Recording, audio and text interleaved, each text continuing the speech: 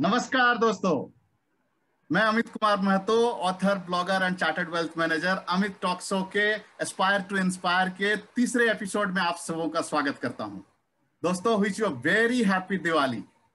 And Diwali, जैसे कि हम जानते हैं, ये पर्व है, हम लोगों का बहुत ही खास पर्व है, जहां पे हम गॉडेस लक्ष्मी की पूजा करते हैं।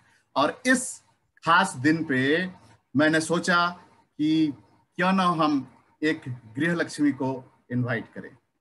यस दोस्तों, आज की जो शख्सियत है जिन्हें हमने अपने गेस्ट के तौर पर बुलाया है, उनका नाम है मीता सिन्हा। वो एक लाइफ कोच हैं, एस्पायरिंग ऑथर हैं, at the same time corporate trainer हैं।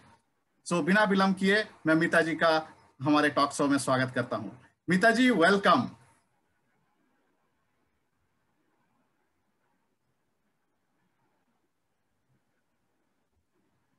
एंड आप सबको बहुत दिवाली की बहुत बहुत शुभकामनाएं। Wish you all a very. That's great Meeta ji. Amit, can you hear me? Yes yes, we can hear you. थोड़ा क्रैक हो रहा है, but now we can hear you. Yes. So दोस्तों, मैं बताना चाहूंगा, मीता जी की स्टोरी जो है काफी इंस्पायरिंग है। और इनके अपनी जो जर्नी है वो बिहार के पटना सिटी से स्टार्ट हुई थी। और शुरू से लेकर अभी तक की इनकी जर्नी जो है काफी इंस्पिरेशन वाली रही है। सो मैं उनके बारे में कुछ बताऊं, ये अच्छा रहेगा हम मीता जी से को खुद सुने। Meeta ji, it would be great if you tell us something about your life. I mean, आपका बचपन कैसे रहा था? आप आपकी स्कूलिंग कहाँ से हुई थी? आपके पेरेंट कौन थे? एंड उस टाइम पे आप कैसे, मतलब किन किन चीजों को डील कर रहे थे? और थोड़ा डिटेल में बताइए, so that would be great for all of us. Okay okay Amit, तुम तो मुझे बिल्कुल एक अच्छे वाले जोन में भेजने वाले हो, and thank you for that. जैसा कि अमित ने बताया, मैं बिहार से हूँ और मेरा बचपन पटना और मुजफ्फरपुर के बीच में बीता। बट मेरी स्कूलिंग पटना में हुई क्योंकि मेरे फादर, जो कि सीनियर एडवोकेट थे, वो पटना में थे। और मेरी मदर प्रिंसिपल थी एक कॉलेज में वहाँ पे। तो पूरा एक एजुकेटेड एकेडमिक्स वाला एनवायरनमेंट था घर पे। एंड मैं सबसे छोटी थी घर में। इन अपने भाई बहनों, अपने कजन, सबके बीच में मैं सबसे छोटी थी मेरे जनरेशन में। और मैं अकेली लड़की थी, मेरे 3 भाई थे और मैं सबसे छोटी गर्ल थी। तो जैसा कि सब घरों में, आई मीन, मोस्टली देखा जाता है या सुना जाता है इंडिया में कि लाइक अलग अलग ट्रीटमेंट होता है बेटे के लिए और बेटियों के लिए। कई बार बेटियों को पीछे रखा जाता है और बेटों को आगे रखा जाता है। तो ऐसी पार्शियलिटी मेरे घर में भी होती थी। बट यहाँ पे सीन थोड़ा उल्टा था। ये पार्शियलिटी सब मेरे फेवर में होती थी, मेरे भाइयों के फेवर में नहीं। ओके। तो जो भी सब में घर में जो भी सबसे अच्छी चीज आएगी वो सबसे पहले मीता के पास आएगी। Okay. So, everything was like I was actually, I felt, and I was like the queen princess, and I was overprotected. I'm using the term I was overprotected क्योंकि वो बाद में जब मैं अपने after getting married, when I move from Patna to Noida, Delhi NCR, तो उस वक्त मुझे बहुत चलिए, चैलेंजेस हम का नोएडा में सामना। नोएडा की जर्नी को हम लोग बाद में कवर करेंगे। मैं चाहूंगा कि थोड़ा सा आपका स्कूलिंग कॉलेज लाइफ कैसा रहा था, देन लाइक पटना, एंड आपकी कॉलेजेस 80, आई मीन एंड या 90 के बाद की जो शुरुआती दिनों में रही होगी, उस टाइम क्या माहौल था पटना का, और आपको क्या कुछ चैलेंज फेस करना पड़ा था? और जैसा कि आपने बताया था, ओवर प्रोटेक्टेड थी, तो इंस्टेड ऑफ दैट आपको तो चैलेंज फेस करने ही होंगे। घर की दुनिया एक अलग होती है, बाहर की दुनिया अलग होती है। वो आपने कैसे फेस किया था और क्या कुछ रहा था आपके साथ, ये बताएं। हाँ, वही वही मैं बता रही थी। तो घर पे तो ओवर प्रोटेक्टेड थे, इवन की लाइक वहां पे मेरी माँ ने एक छोटी लड़की को घर में सिर्फ इसलिए रखा था कि वो मेरे साथ खेले, बिकॉज मेरी कोई बहन नहीं थी एंड ऑल। तो बाद में मेरी फ्रेंड्स ने छोटी थी, मैं 7-8 साल की थी, बट जब मैं बाहर जाती थी खेलने तो मेरे फ्रेंड्स फिर मुझे चिढ़ाते थे, वो देखो उसकी वो आ गई हो ना साथ में। फिर मैंने किसी तरह मुश्किल से उसको भगाया घर से। मैंने कहा ये नहीं चाहिए मुझे। और तो इस तरह से मेरा बचपन बहुत ओवर प्रोटेक्टेड रहा। मैं कहीं पे भी गली में भी 10 मिनट के लिए भी मैं अकेले नहीं रही होंगी कभी भी घर में। कोई ना कोई मेरे साथ में रहा। मैं स्कूल गई, वहां से वापस आई, कॉलेज गई तो भी वो एवरी टाइम वो कोई ना कोई होता था साथ में छोड़ के आ। और actually at that point of time Patna में ऐसा सिस्टम होता था कि लड़कियां अकेली ज्यादा नहीं निकलती थी, जहां तक मुझे ध्यान है। तो इसलिए कहीं कहीं गए तो कोई छोड़ने जाएगा, ड्राइवर जाएगा, नहीं तो भैया गए या कोई गया, माँ गई साथ में।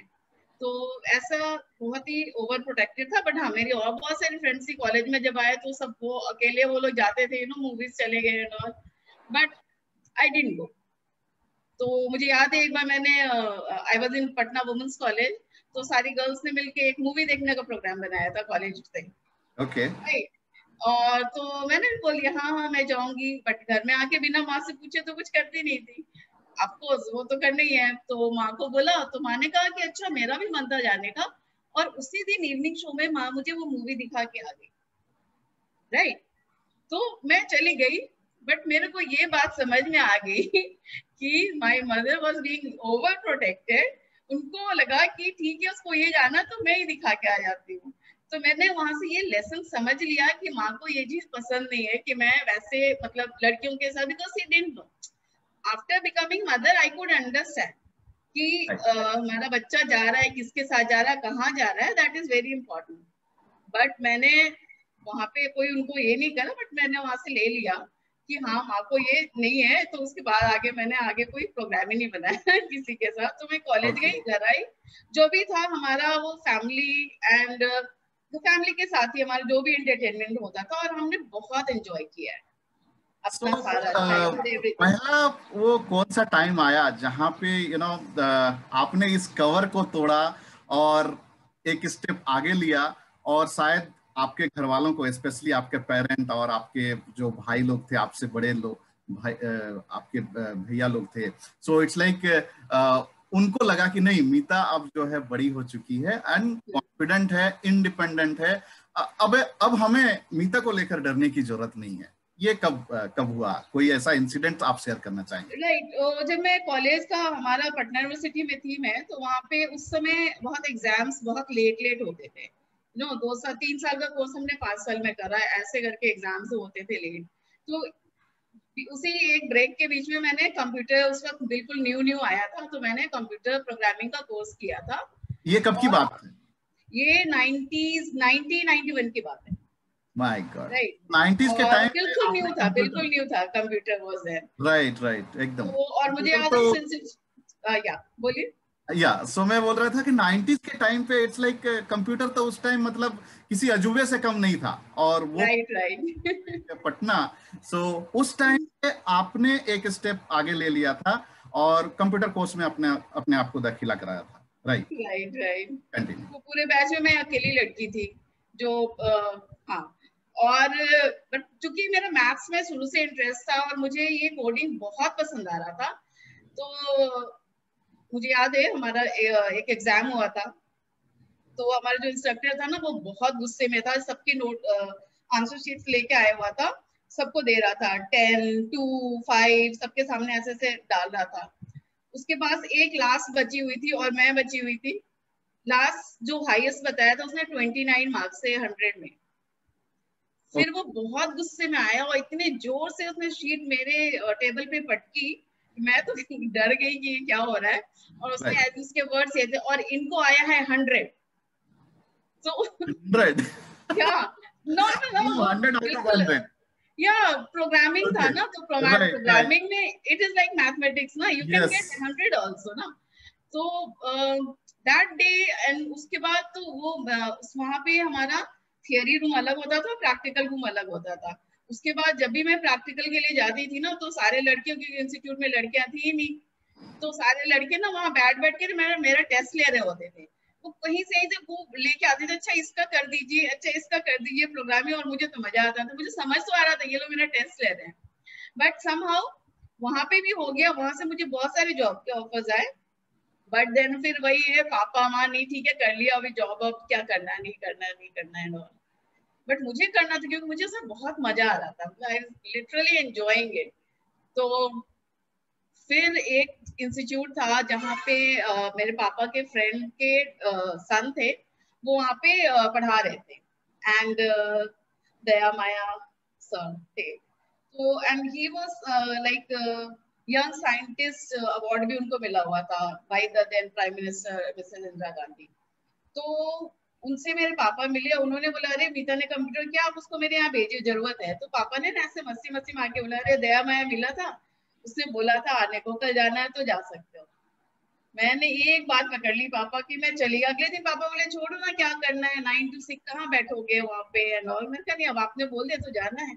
मैं गई, वहां पे मेरा हो गया, and that was my first job so as faculty.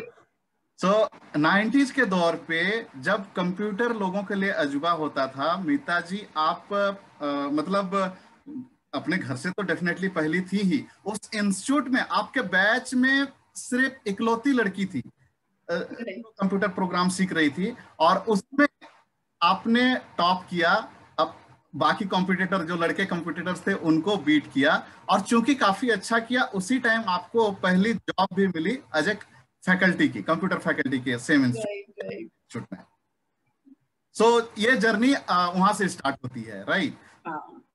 Okay, सो यहाँ पे मैं दर्शकों को बताना चाहूंगा, ऑडियंस मतलब यही होता है, मतलब जो जिनके खुद के अपने कुछ एस्पिरेशंस होते हैं और उनके दिमाग में कुछ ना कुछ तो चलते रहता है, एक वो सोचते हैं कि नहीं मुझे कुछ डिफरेंट करना है।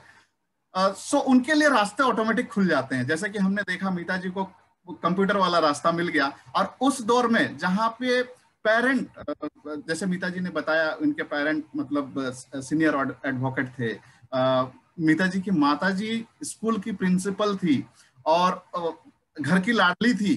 तो ये तो इनका बैकग्राउंड था, लेकिन मैं आम जनता की बात कर रहा हूं, वहां पे लड़कियों को बाहर निकलने नहीं दिया जाता था।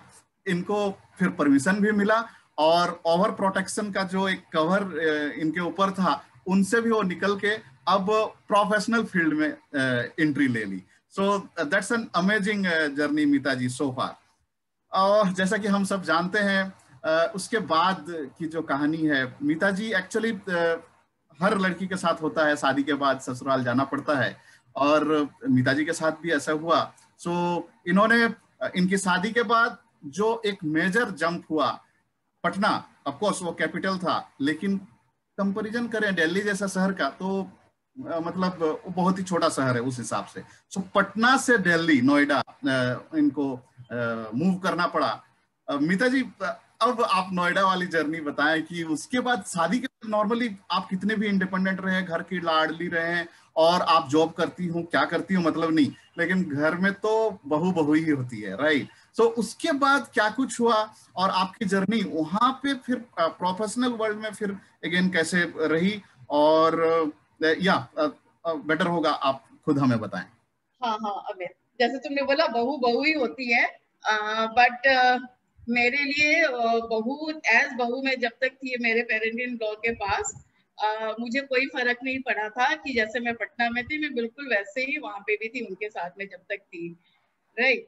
और इंसिडेंटली मेरी माँ और मेरी मदर इन लॉ दोनों का नाम भी सेम है, दोनों का नाम आशा, आशा प्रसाद दोनों का, right. And my mother in law was like just like my mother, मतलब कोई नहीं है, even my father in law, वो लोग हमेशा मेरे हस्बैंड और मेरे बीच में मेरी साइड लिया करते थे। तो वहां तक भी मेरा मेरा कोई चैलेंजेस शुरू नहीं हुए थे। चैलेंजेस मेरे तब शुरू हुए जब हमने शिफ्ट किया अपने इंडिपेंडेंटली, आफ्टर 6 महीने तक तो शादी के बाद मैं वहां पे ही रही, तब तक तो वो बिल्कुल आराम से मस्ती मस्ती में निकल गया, कुछ नहीं पता लगा कि कुछ फर्क, खास फर्क नहीं लगा मुझे कि मेरे से बहुत सारी गलतियां हुई किचन में, क्योंकि मेरे को कुछ आता नहीं था खास खाना वाना।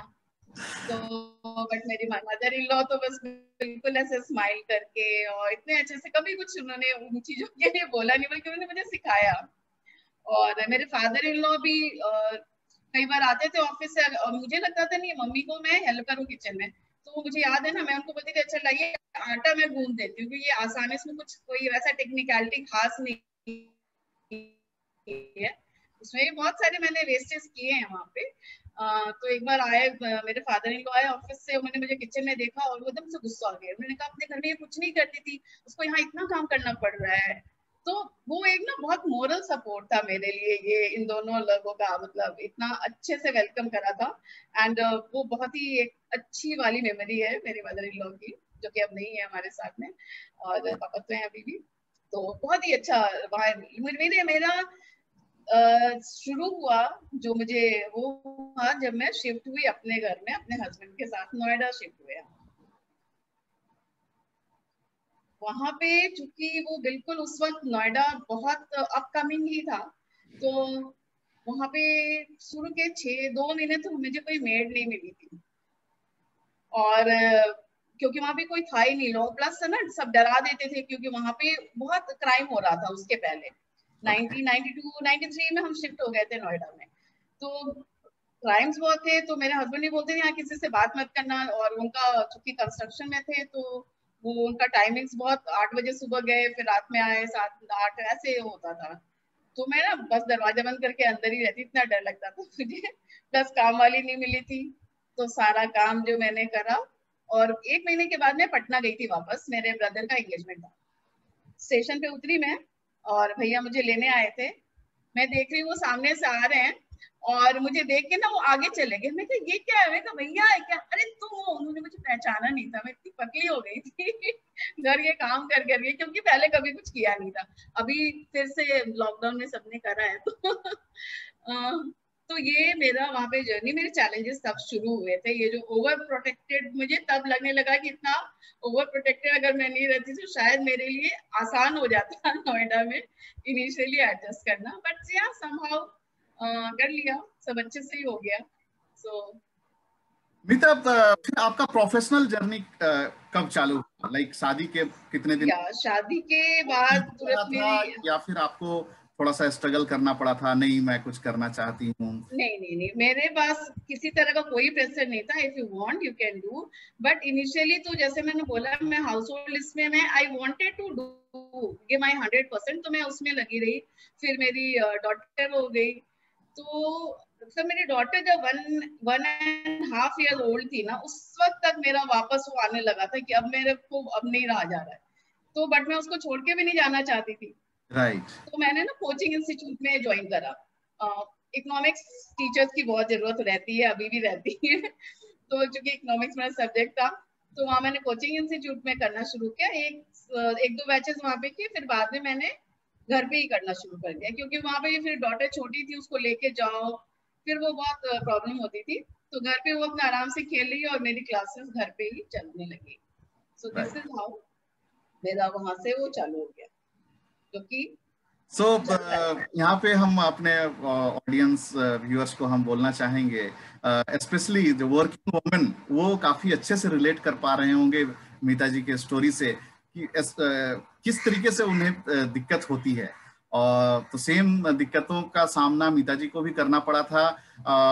अंदर में कहीं ना कहीं वो आग तो था ही कि मुझे कुछ करना है, लेकिन फैमिली एंड से अपने चैलेंजेस थे, घर संभालना था, स्पेशली बच्चे होने के बाद उनको संभालना था, उसकी अभी काम करना है या मूव करना है, कुछ अपने लिए अच्छा करना है, करियर में ग्रो करना है करके बच्चे की जिम्मेवारी से हम दूर नहीं रह सकते थे। सो उसको भी संभालना था।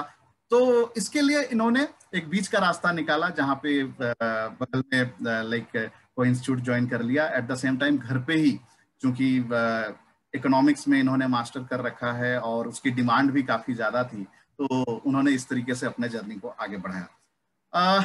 इसके बाद एक्चुअल जो मतलब इनकी एंटरप्रेन्योर जर्नी चालू होती है, और एक जो सोसाइटी को लेकर एक कंट्रीब्यूट करने की जो बात आती है, नॉर्मली जो इंस्पायरिंग लोगों के साथ ये होती है, अगेन कहीं ना कहीं ये दिमाग में रहता है। तो यहाँ मीता, मैं आपसे पूछना चाहूंगा कि फिर आगे की जर्नी कैसे रही, और कब आपके दिमाग में आया कि नहीं ठीक है, मेरा अपना घर तो सही है, हस्बैंड अच्छा कमा रहे हैं, मैं भी कुछ कर रही हूँ, अब मुझे सोसाइटी को भी कुछ कंट्रीब्यूट करना चाहिए। देन मतलब क्या कुछ इंसिडेंट हुए थे और कैसे आपने फिर आगे? हाँ जी, नहीं राइट, तो ये मैं अपना करती रही। इन द मीन टाइम फिर बच्चे थोड़े बड़े हो गए, तो फिर वो लोग भी अपने अपने उनकी क्लासेस ये सब होती थी, तो फिर मैंने एज विजिटिंग फैकल्टी भी वर्क किया बहुत सारे मैनेजमेंट कॉलेजेस में, टीचिंग मैनेजरियल इकोनॉमिक्स। तो वहाँ पे भी मैंने फुल टाइम का कभी नहीं लिया, क्योंकि मुझे मेरे बच्चों के साथ में रहना था, and that was my personal choice. अगर किसी, यहाँ पे मैं बोलना चाहूंगी, अगर स्पेशली टू वुमन, अगर आपकी personal, it is on your personal choice, ये मेरी पर्सनल चॉइस थी कि मैं नहीं करना चाहती। तो इसका मतलब ये नहीं कि अगर कोई कर रहा है और तो वो मतलब बुरा हो गया या उसको नहीं, वो आपकी पर्सनल चॉइस है। आप अगर कर सकते हो आप करो अच्छे से, मैं नहीं कर पाई थी, तो इसलिए मैंने एज विजिटिंग फैकल्टी ही काम करते रही मैं। और इससे मुझे मेरा जो अपना पर्सनल था वो भी मेरा सेटिस्फाई हो रहा था, और प्लस मैं बच्चों के साथ रहना चाहती थी, because I enjoy being with my children.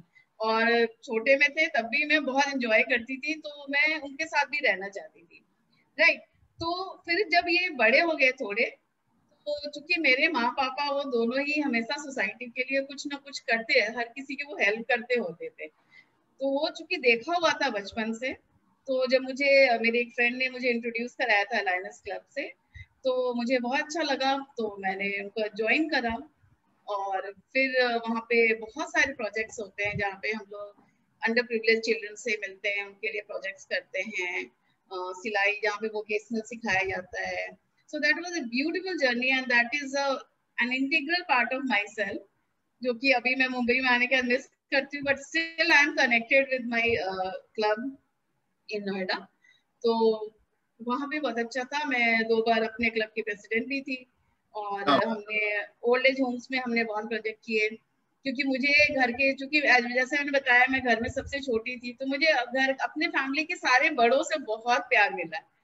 तो जब मैं ओल्ड एज होम जाती थी तो मुझे बहुत अच्छा लगता था, मुझे लगता था शायद मेरे बड़े ही वही लोग हैं यहाँ पे।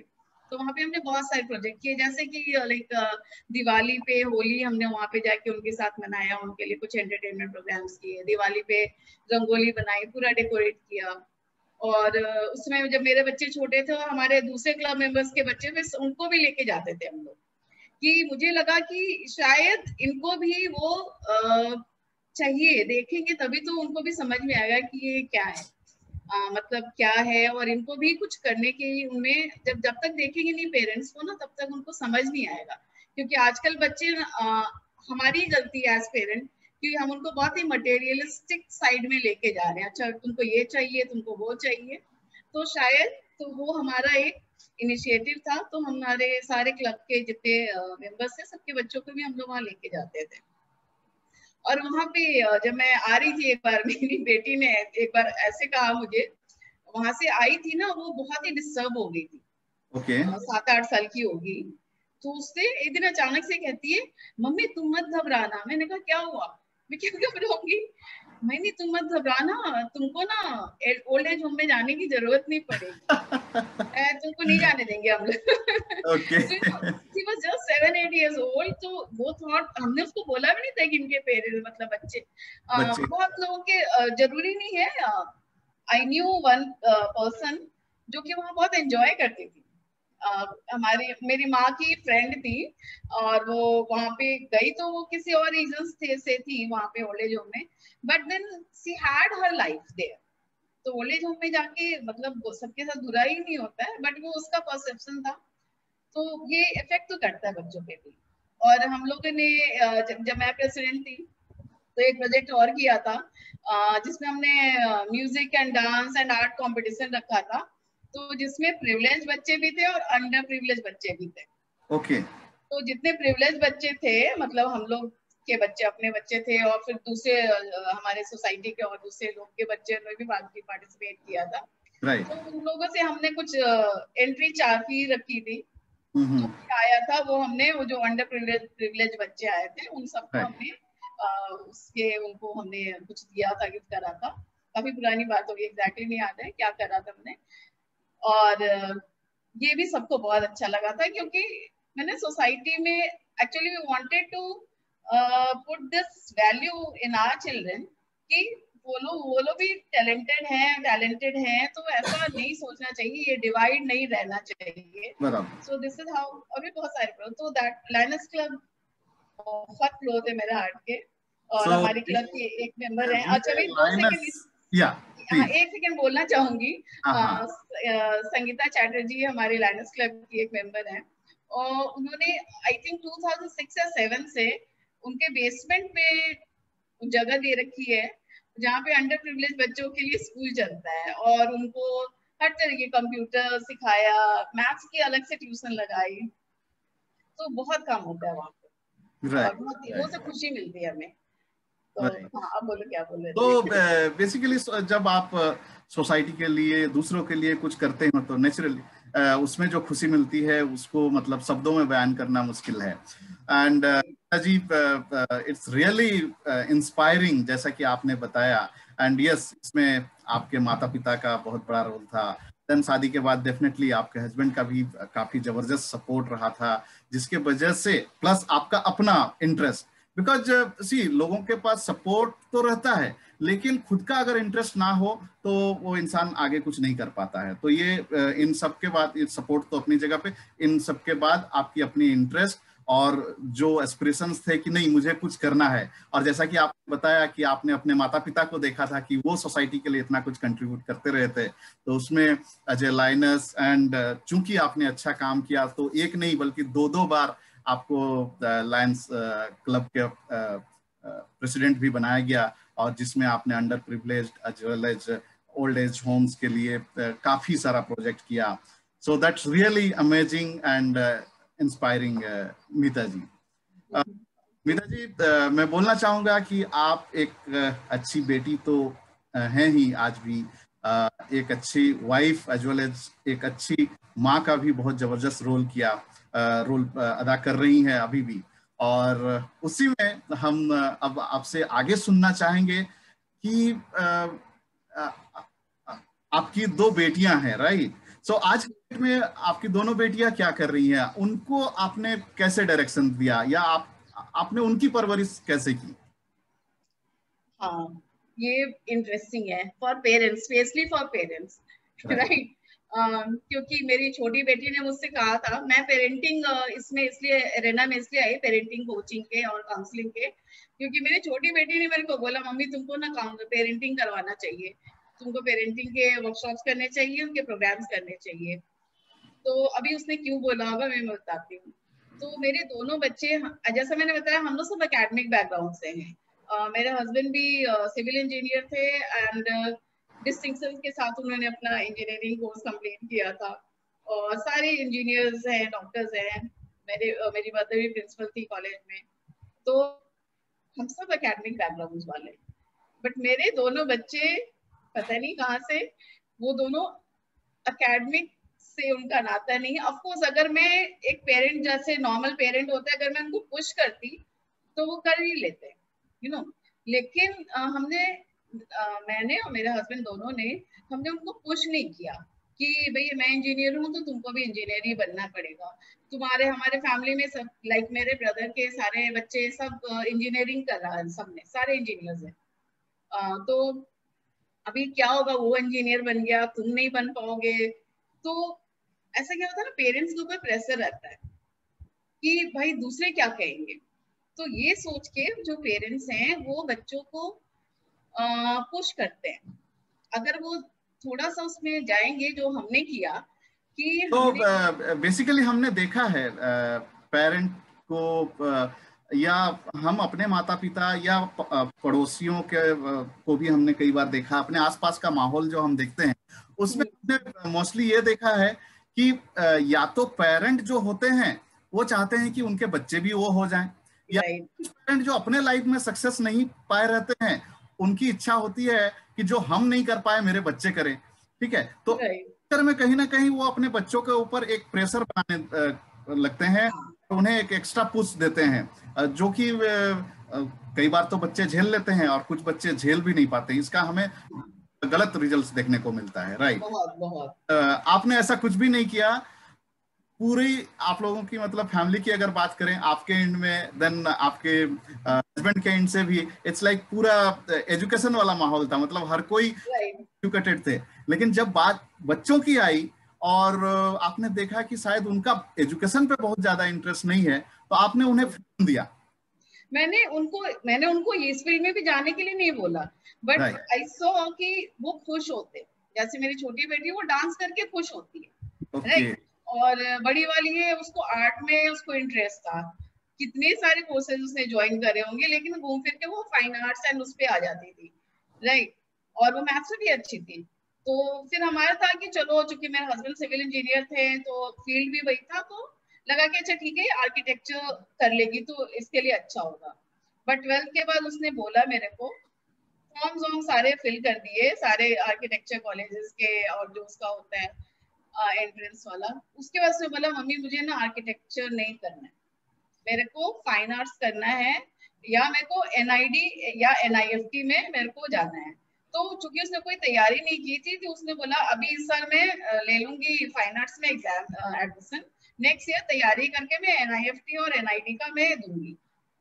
तो we were ready for fine arts also. लेकिन इन सब के बीच में प्रेशर एज पेरेंट हमारे ऊपर बहुत था। डायरेक्टली तो कोई नहीं बोलता था, लेकिन एज कंसर्न, मतलब अगर हमारे फैमिली वालों ने मुझे बोला तो मैं नहीं बोलूंगी कि वो हमें पुट डाउन करने के लिए बोले, क्योंकि उनका कंसर्न था कि अरे ये बच्चों को प्रेशर नहीं डाल रही पढ़ने पढ़ाई पे, और दूसरे दूसरे फील्ड में इतना टाइम जा रहा है, उसके डांसिंग में उसके आर्ट में जा रहा है, तो मतलब क्या होगा आगे जाके। वो उनका एक जेन्युइन कंसर्न था, राइट। तो जो कि वो उनके अपने बच्चों के ऊपर भी वही कंसर्न आता है। राइट। लेकिन मैं और मेरे हस्बैंड हम लोग बहुत क्लियर थे कि let them enjoy the life, let them, मेरा भी यही मानना है कि must one should be happy, जो भी आप कर रहे हो करके खुश हो। और मैंने देखा था, मैंने ऑलमोस्ट 1 साल मैंने 9 to 5 जॉब भी किया है। आफ्टर दैट बाद में नोएडा आने के बाद मेरे लिए वो बहुत डिफिकल्ट होता था 9 to 5 जॉब करना। मुझे लगता था कि आई वाजंट, मतलब सिर्फ मैंने 1 साल भी इसलिए किया क्योंकि वो था कंप्यूटर प्रोग्रामिंग का ही था। तो वो मुझे बहुत पसंद आता था। वो जितने देर मैं लैपटॉप पे बैठी होती थी, मुझे सिस्टम पे मुझे बहुत मजा आता था। लेकिन अपार्ट फ्रॉम दैट, वो तो ठीक है जो भी करना है। और मैंने ये देखा था कि हर फील्ड में यू कैन हैव करियर, आप चाहोगे तो कर सकते हो। बट हाँ, मैंने बच्चों को सिर्फ यही बोला, whatever you are doing, give your 100%। वरना हाफ हार्टेडली मत करो, अच्छा ये कर लिया आज वो कर लिया, नहीं है तो जो करना है, जो भी फील्ड सेलेक्ट किया है अपने आप करो, लेकिन उसमें फिर पूरा मेहनत करो। और बाकी जो बेसिक क्वालिटीज है ना, जो हमारे शास्त्रों में लिखा है, जो हमारे स्टोरीज में है ना, right. Basic, honesty is the best policy. अभी शायद बच्चे हंसेंगे, लेकिन जब मैं लीडरशिप का मैं कराने लगी, तो लीडरशिप का one of the main quality is honesty. Yes. अगर एक आप में ऑनेस्टी है, तो you can become very big and great leader also. तो उस दैट्स तरह की जो मोरल वैल्यूज, उन चीजों को मैं बहुत वेटेज देती हूँ।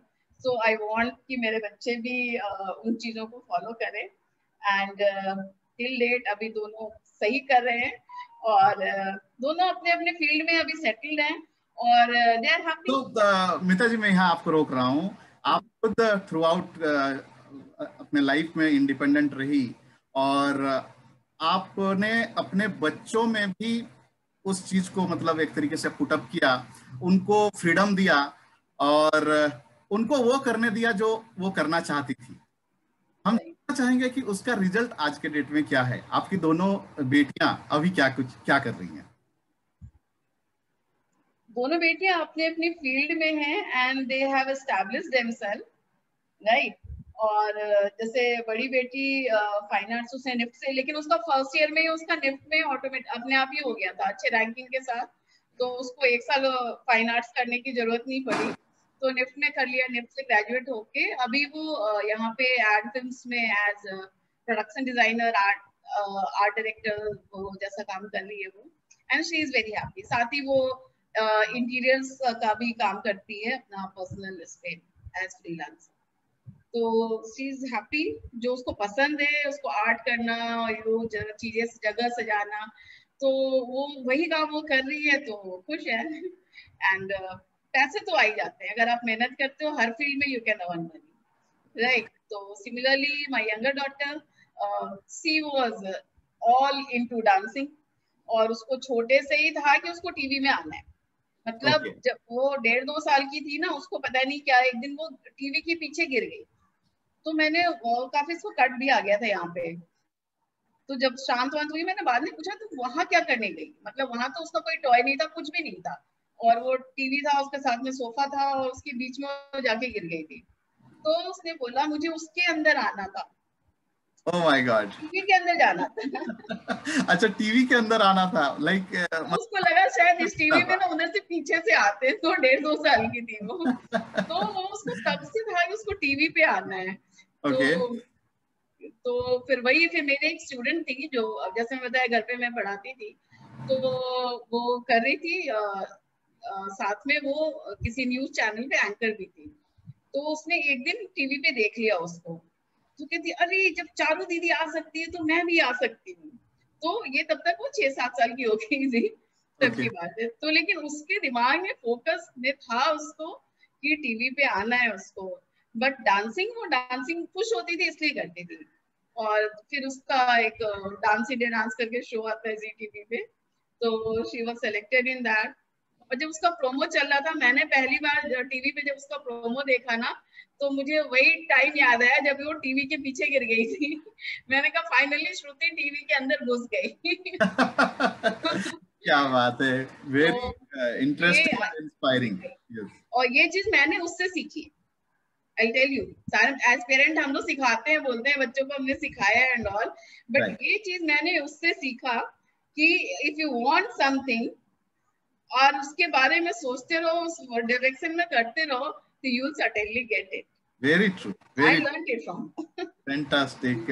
इनफैक्ट हमारे ऑडियंस या व्यूअर जो भी अभी देख रहे हैं या आने वाले दिनों में हमारे यूट्यूब चैनल के द्वारा इस शो को देखेंगे, डेफिनेटली इनके उनके लिए ये बहुत ही बड़ा मैसेज है कि आप आपके अपने एस्पिरेशंस कुछ भी हो, आपका एज कुछ कुछ भी हो, आप किस बैकग्राउंड से बिलोंग करते हैं, कोई मायने नहीं रखता है। बस अगर उस पर आपका फोकस है और आप उस पर कंसिस्टेंटली लगे हुए हैं, तो एक वो टाइम आ ही जाता है, आप उसको पा लेते हो। और जब पा लेते हो, आपका ये काम फिर दूसरों को इंस्पायर करने लग जाता है। राइट। फ्रेंड्स, यहाँ पे यहाँ तक की जो जर्नी है, हमने जैसे कि मीता जी से सुना, ये तो सब कुछ मतलब अच्छा अच्छा लग रहा है। और मीता जी, आप लोगों को में से बहुत सारे लोगों को लगता होगा मीता जी तो शायद लकी रही थी, उनको सपोर्ट मिला इसलिए शायद कर पाया। ऐसी बात नहीं होती है, सपोर्ट मिलना एक बात है और जो करना होता है वो तो खुद को ही करना होता है। मीता जी के लाइफ में एक बहुत बड़ा ब्रेकडाउन जिसको हम बोल सकते हैं, उससे भी इन्हें सामना करना पड़ा। और 2016, right Meeta ji, I think 2016, yes, जहाँ पे मीता जी को अपने लाइफ पार्टनर, अपने हस्बैंड को खोना पड़ा। आप समझ सकते हैं, अगर किसी लेडीज के साथ, चाहे वो वर्किंग हो नॉन वर्किंग हो, पार्टनर का खोना बहुत बड़ी बात हो जाती है। और वो ब्रेकडाउन के बाद लेडीज के पास स्पेशली दो मौके होते हैं, या तो अबला बन के जिए, अपने आप को पूरे तरीके से दूसरे के ऊपर डिपेंडेंट हो जाए, या तो अपने पेरेंट के ऊपर या फिर अपने पेरेंट इन लॉज के ऊपर, उनकी फैमिली के ऊपर, या फिर जो दूसरा रास्ता टफ होता है सबला बनने का। राइट। सो मीता जी अगेन यहाँ पर भी चूंकि शुरू से ही वो सबला थी और इन्होंने डिसीजन लिया। अच्छा, एक और बात, ये वो मौका था जब इनकी बेटियां स्टूडेंट थी और दूसरे सिटीज में थी। ये खुद नोएडा में थी, इनकी बड़ी बेटी बेंगलोर में थी, अपनी एजुकेशन कंप्लीट अभी हुआ भी नहीं था, और छोटी बेटी बॉम्बे में खुद स्ट्रगल कर रही थी। उस टाइम पे इन्होंने डिसीजन लिया कि नहीं, अब जो हो गया सो हो गया, मुझे यहाँ नहीं रुकना है, अब हमें लाइफ को आगे लेके जाना है, जहाँ पे मुझे अपने बेटियों के लिए खड़ा होना है। अगर इस मोमेंट पे मैं कमजोर हो जाऊं और अपने आप को रोक लूं, तो कहीं ना कहीं बेटियों का लाइफ, उनका करियर शायद स्पॉइल हो जाएगा। तो बेटियों के लिए उस मोमेंट पे, जहाँ पे दिल्ली में हर चीज वेल सेट था, लाइफ में कोई चैलेंजेस नहीं था, ऑफकोर्स पार्टनर नहीं थे, तो वो दिल्ली में रहकर भी आगे कर सकती थी, लेकिन बेटियों का करियर वहां पे बहुत ज्यादा अच्छा नहीं था। तो उसको ध्यान में रख के इन्होंने खुद बॉम्बे शिफ्ट होने का सोचा, और as a teacher, as a social entrepreneur, जो भी इनका दिल्ली में सब कुछ सेट हो रखा था, इसके बावजूद इन्होंने मुंबई शिफ्ट किया और अपना जर्नी भी कहीं ना कहीं, बेटियों को सपोर्ट देना एक बात थी, और अपनी जर्नी, अपना एक ट्रांसफॉर्मेशन टीचर टू ट्रेनर का इन्होंने अपने आप को कन्वर्ट किया। मीता जी, अच्छा होगा, ये जर्नी कैसा रहा था? आई नो काफी चैलेंजिंग था, बट इसको फिर आपने कैसे एक्सेप्ट किया और किस तरीके से इसको आगे बढ़ाया, हम आपसे सुनना चाहेंगे। ठीक है। तो एक्चुअली वही तभी एक सेटबैक आ गया, और टाइमिंग भी थोड़ी अजीब थी कि 1 महीने पहले ही छोटी बेटी मेरी श्रुति बॉम्बे आके रुकी थी, और बड़ी बेटी ने भी उसका उसी एग्जाम हो गया था, और उसने अपना एक स्टार्टअप शुरू करा था बैंगलोर में। तो अभी वो वहां थी और मैं दिल्ली में, नोएडा में। फिर बहुत सारे सजेशंस आए अगेन, सबने मेरे अच्छे के लिए लोग सबने सजेस्ट करा, everyone was there, and today I want to thank all of you for giving me that support. लेकिन वो सपोर्ट शायद मुझे कमजोर कर जाता, मेरी बेटियों को भी कमजोर कर देता, अगर मैं उतना उनसे सपोर्ट के लिए मैं रुक जाती, कहीं चली जाती, यू नो। तो चॉइसेस थे अगेन, जैसा आपने बताया कि 2 चॉइसेस थे। एक तो मेरे लिए सबसे इजी रास्ता ये होता कि मैं दोनों को वापस बुला लेती, चलो भाई नोएडा आ जाओ, यहाँ पे जो करना है ठीक है। और दूसरा था कि क्योंकि इन लोगों ने अपनी जर्नी स्टार्ट की थी, ठीक है, उनकी जर्नी में उनका जो उनके फादर का साथ हुआ वो तो हमेशा रहेगा लॉस, लेकिन उसमें उनकी कोई गलती नहीं थी, और वो एक जर्नी पे निकले थे। तो फिर मुझे लगा देन बहुत सारे thousands of thoughts were there. वैसे समय में आई डोंट नो मेरा कंडक्ट कैसा होता था उस वक्त, I don't remember anything, but एक चीज मेरे को बहुत क्लियरली पता थी कि they have to be like, journey पे निकले हैं ना, तो वो वापस क्यों आए, लेट देम ट्राई इट, नहीं होएगा तो नोएडा में तो घर है ही ना, हम वापस आ जाएंगे, राइट। तो फिर मैं आ गई, बॉम्बे आ गई मैं।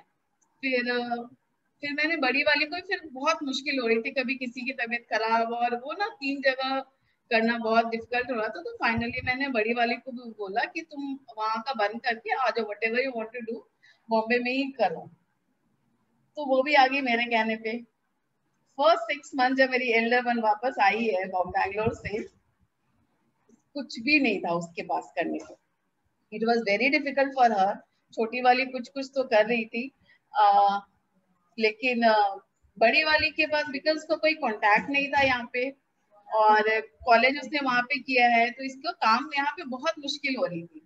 तो उस वक्त मेरे को एक बार दिमाग में आया भी कि शायद कहीं मेरा डिसीजन गलत तो नहीं हो गया उसके पॉइंट ऑफ व्यू से। फिर मैंने उसको बोला भी कि देखो, अगर तुमको बैंगलोर में कुछ मिलता है तो then you can go back, but somehow फिर वो करते रहे, लगे रहे, करते रहे, तो उसको भी एक प्रोजेक्ट मिला, फिर एक प्रोजेक्ट मिला, फिर धीरे धीरे करके अभी आज सुबह ही बैठ के वो कर रही थी कि मम्मी लॉकडाउन के बाद मैंने 12 एड्स कर लिए, मैं एक दिन भी खाली वैसे नहीं बैठी रही। तो that was so such a good, अच्छी फीलिंग आती है कि जो हमने किया। तो वही है कि अगर किसी भी फील्ड में अगर हम लगे रहते हैं ना तो वो हो जाता है, but of course first 2 years in Bombay was very difficult, क्योंकि एक हम लोग अपना साइकोलॉजिकल उससे भी कर रहे हैं, नई जगह, एवरीथिंग, यहाँ पे एक छोटे से स्कूल से लेके everything we had to like arrange here नई जगह पे। तो बट धीरे धीरे करके, और हमारा पेट है वो भी ट्रैवल करा, उसने नोएडा से गया बैंगलोर, बैंगलोर से बॉम्बे आया, तो we are all together, that is the main thing. But हाँ, अगर मैंने उस वक्त इन दोनों को वहां वापस बुला लिया होता तो शायद ये दोनों कुछ ना कुछ तो करते, लेकिन शायद उतने खुश नहीं रहते जितने आज हैं ये लोग, अपने अपने लाइफ में फील्ड में जो भी कर रहे हैं, और अच्छे से कर रहे हैं, मेहनत तो कर ही रहे, कहीं पे भी रहेंगे करना ही है। लेकिन हाँ, तो वो अगर अपने ऊपर विश्वास है, और ये रखना चाहिए, तो today I feel proud of my self कि Fantastic. That's great journey, Meeta ji. we could like sail through that difficult phase of our life, and it's like that. In fact मिता जी, मैं आपको बताना चाहूंगा, आपकी ये जो story, I don't no, but कईयों को इंस्पायर करने वाली है फॉर श्योर। और दैट्स द रीजन मैंने आपको रिक्वेस्ट किया था कि आपको जरूर से आना चाहिए और अपनी स्टोरी शेयर करनी चाहिए। जैसा कि मैंने कहीं पढ़ा था, रतन टाटा जी को किसी ने पूछा कि आप इतना जबरदस्त डिसीजन कैसे ले लेते हैं, या आप सही डिसीजन कैसे ले लेते हैं। तो उन्होंने बहुत ही इंटरेस्टिंगली जवाब दिया था, मेरे डिसीजन सही नहीं होते हैं, एक्चुअली मैं डिसीजन लेता हूं और बाद में उसको सही करते हैं। अभी स्टोरी ऑलमोस्ट उस बात को एकदम सही ठहराती है, क्योंकि नहीं पता था उस टाइम क्या होने वाला है, नहीं होने वाला। इन्होंने डिसीजन लिया और उसको सही ठहराया। अगर वो अटक जाती और वही अपने आप को कमजोर कर लेती, तो शायद वो खुद के लिए भी अच्छा नहीं होता और बच्चों के लिए भी अच्छा नहीं होता। मिता जी, ये तो रही बच्चों की बात, आपने उनके स्टैंड लिया और आज वो इंडिपेंडेंट हो गए। आपने अपने आप को कैसे संभाला? और जैसा कि मैंने पूछा आपको कि आपने भी अपने ऊपर काम किया और अपने आप को ट्रांसफॉर्म किया, टीचर से एक ट्रेनर की एक बेहतरीन जर्नी रही, और इस दौरान आज के डेट में एज ए लाइफ कोच आप काम कर रहे हैं, सोसाइटी के वो भी कुछ कंट्रीब्यूट कर रहे हैं। At the same time as a corporate trainer, अभी तक आप किन किन टॉपिक्स में और किन किन कंपनियों को ऑलरेडी सपोर्ट कर चुके हैं, और आगे का आपका क्या प्लान है, इस पर कुछ आप बताएं। राइट। तो जब मैं नोएडा में थी तब तक मेरा अपना फुल फ्लेजेड क्लासेस चलती थी, और जब मैंने डिसीजन लिया नोएडा छोड़ के बॉम्बे आई, तो यहाँ अगेन जैसे मेरी बेटी किसी को नहीं जानती थी, मैं भी किसी को नहीं जानती थी यहाँ पे। बट वहाँ पे अब अगेन एज इकोनॉमिक्स टीचर अगर मैं चाहती तो मुझे मिल जाता आराम से काम, क्योंकि वो था उसकी होती है हमेशा डिमांड होती है। लेकिन I didn't want at that point of time, क्योंकि मेरा आई was in not in the right frame of mind also. तो मैं स्टूडेंट्स और करिकुलम एग्जाम्स में उसमें नहीं पढ़ना चाह रही थी। तो और मेरे पूरे टीचिंग करियर में मैंने पढ़ाने के साथ साथ काउंसलिंग भी करती आई हूँ साथ साथ, क्योंकि जितने मेरे स्टूडेंट्स हैं बहुत सारे स्टूडेंट्स ऐसे होते हैं जिनको काउंसलिंग की ज्यादा जरूरत होती है apart more than the academics thing. तो वहां पे मैं काउंसलिंग करती थी, और फिर पेरेंट्स आते थे, बच्चों के पेरेंट्स आते थे, तो मैं पेरेंट्स की भी काउंसलिंग करती थी, क्योंकि बच्चों की जरूरत नहीं, बच्चों को नहीं उनके पेरेंट्स को जरूरत होती है, and it has work. Yes. क्योंकि मैंने एक को कुछ बताया, मतलब बातें करी, तो उनको उससे दे बेनिफिटेड, तो ऐसे करते करते तो मेरी काउंसलिंग तो साथ साथ ही चलती होती थी।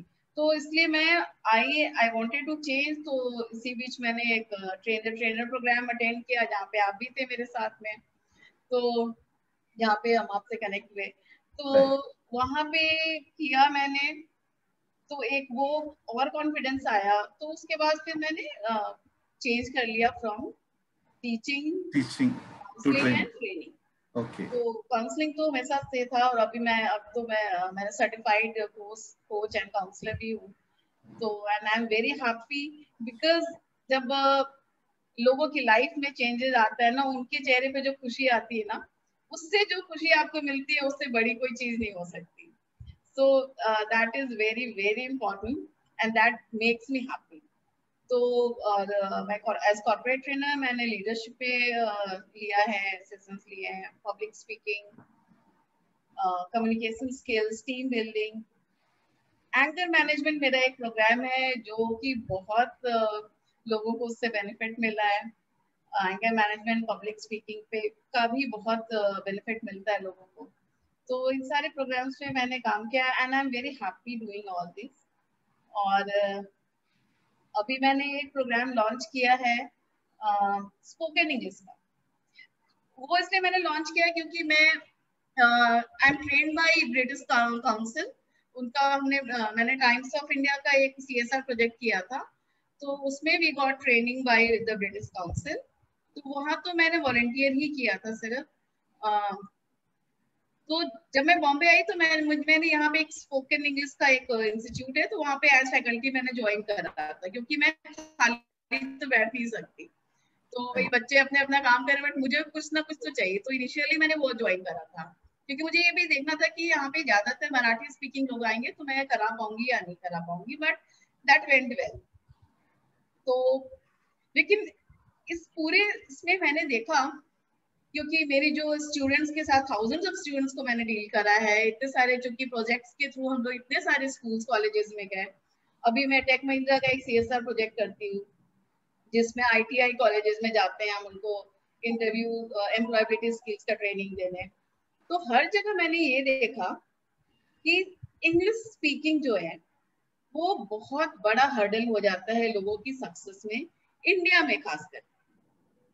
ये शायद हमारा ऐसा माइंडसेट बना हुआ है इंडिया में कि अगर कोई इंग्लिश अच्छी बोलता है तो हम सोचते हैं वो बड़ा पढ़ा लिखा है, उसको बड़ा इंटेलिजेंट एंड ऑल है। लेकिन कोई बंदा बहुत इंटेलिजेंट है, उसको सारी नॉलेज है, लेकिन अगर वो इंग्लिश में अगर एक वर्ड भी इधर से उधर गड़बड़ बोल देता है या नहीं बोल पाता है, तो we look down upon that person, which is very bad. तो ये चीज मेरे दिमाग में थी। और अभी लॉकडाउन में हम लोग सब घर में हैं, मैंने बहुत सारे ऑनलाइन कोर्सेज कराए। तो एक दिन बैठे बैठे मेरे दिमाग में ये चीज आई, मैंने कहा ये लोग क्यों नहीं कर पाते। तो पहले तो मैंने ये 100 डेज का ये प्रोग्राम, मैंने 3 मंथ्स का प्रोग्राम मैंने डिजाइन किया है, जो कि प्रोग्राम इज क्वाइट गुड। तो लेकिन मैंने इसकी प्राइसिंग मैंने फिर रखी। पहले तो मैंने सोचा था मैं 100 लोगों को मैं फ्री दूंगी, because I wanted people to come. लेकिन देन सेकंड थॉट आया कि फिर वो फ्री वाली चीज को लोग वैल्यू नहीं करते, बिल्कुल नहीं करते, क्योंकि आज हमने भी कई बार फ्री वाली योगा क्लासेस ज्वाइन की हैं, बट एक दिन 2 दिन गए फिर नहीं जाते। हाँ, जब फी देते हैं ना तो रोज जाते हैं। तो फिर भी मैंने बहुत ज्यादा फीस में, मतलब मैंने एक नॉमिनल अमाउंट रखा है ₹250 पर मंथ, राइट, जो कि बहुत ही छोटा अमाउंट है, because I wanted people to join. क्योंकि मैं एक थॉट प्रोसेस मेरा ये भी था कि शायद जो लोग अफोर्ड कर सकते हैं अगर ज्यादा फी देना, तो उनको शायद जरूरत ही नहीं पड़ती स्पोकन इंग्लिश कोर्स करने की। ये मेरा थॉट प्रोसेस था। तो इसीलिए मैंने ये इतना कम फी पे रखा था। और अभी पहला बैच चल रहा है, ऑलमोस्ट 1 महीना हो गया हमारा उसका, and it is going well. And मैं इसको कंटिन्यू रखूंगी इसी फीस पे। फैंटास्टिक। बाकी के मेरे प्रोग्राम जो ऐसे चीप नहीं होंगे, मतलब इस फी पे नहीं होंगे, लेकिन ये प्रोग्राम जो है, because now I am not associated with Lions club में जाके हम लोग करते थे काम, तो यही है मेरा contribution to the society. And I want everyone to be happy and confident. तो बेसिकली आप चाहती हैं कि ये किसी भी वर्ग का इंसान हो, कहीं से भी हो, क्योंकि आज हम लोग टेक्नोलॉजी से जुड़े हुए हैं, तो मेरे ख्याल से जूम के थ्रू से एंड जो भी और प्लेटफॉर्म है उनको यूज करके अक्रॉस इंडिया के लोगों को आप मदद करना चाहते हैं। और जो कोई भी इस प्रॉब्लम से गुजर रहा है, जिनको लगता है कि हाँ उन्हें इंग्लिश सीखने की जरूरत है और वो सीखेंगे तो उनका करियर में उसको फायदा होगा, तो वो आपसे कनेक्ट कर सकते हैं।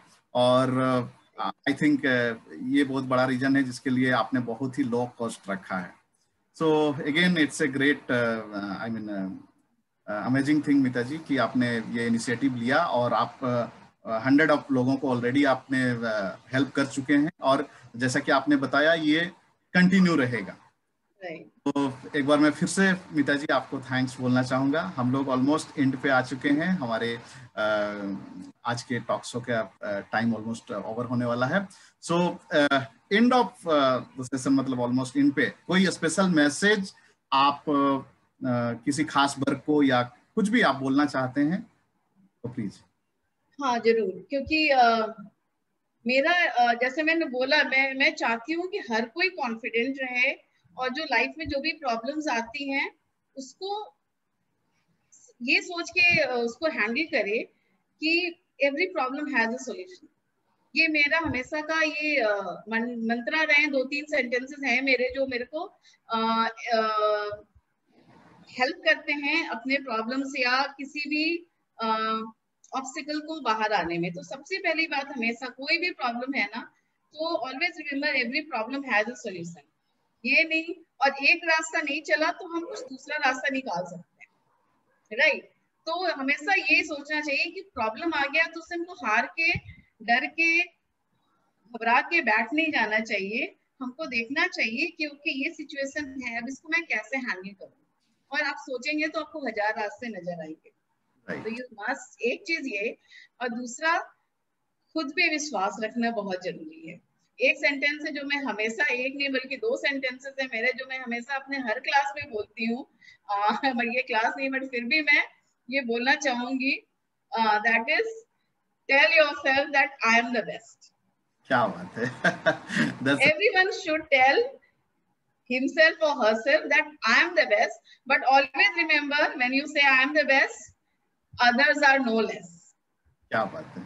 ये दोनों लाइनें ना, ये मेरे मंत्र है मेरे लाइफ के, जो कि शायद मेरे माँ पापा और सारे बाकी बड़े एल्डर्स के थ्रू आया है मेरे अंदर, और ये बहुत हेल्प करता है, क्योंकि आपको अपने ऊपर कॉन्फिडेंस होना चाहिए। लेकिन वही कॉन्फिडेंस अगर हम बोलते हैं आई am the best, I am the best, और वो कॉन्फिडेंस अगर ओवर कॉन्फिडेंस में बदल जाता है ना, तो आपको फिर नीचे लेके आता है। मैं मेरे लिए बेस्ट हूँ, अमित आप आपके लिए बेस्ट है, राइट? तो मैं बेस्ट हूँ लेकिन आप कोई कम नहीं है। तो ये मंत्र अगर हम लेके चले, और plus every problem has a solution, ये 2 चीजें अगर हम लेके चलेंगे तो हमारी लाइफ काफी आसान हो जाती है। आसान हो जाएगी।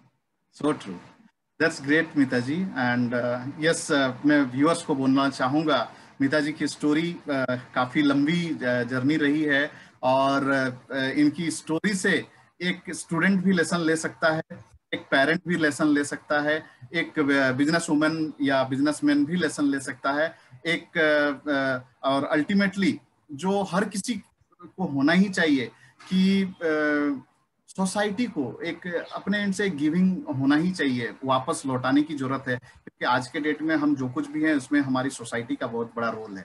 सो स्टूडेंट्स, अगर आप कहीं चैलेंज फेस कर रहे हैं तो मीता जी के स्टोरी से ये लेसन ले सकते हैं कि मीता जी इतने चैलेंजेस के बजाय बावजूद, और जहाँ पे मतलब सिर्फ लड़के ही लड़के थे, वहां पे एक सिंगल लड़की होके वो टॉप कर सकती है, तो आप तो कुछ भी कर सकते हो, ठीक है? उस हिसाब से देखा जाए, और 90s के चैलेंज अलग ही होते थे।